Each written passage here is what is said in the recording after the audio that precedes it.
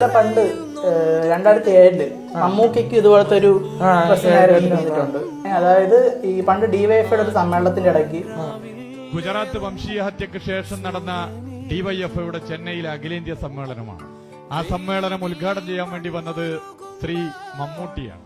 മമ്മൂട്ടി പറഞ്ഞു, ഗുജറാത്ത് സംഭവിക്കാൻ വേണ്ടി പാടില്ലാത്ത സംഗതികൾ നടന്ന പ്രദേശമാണ്.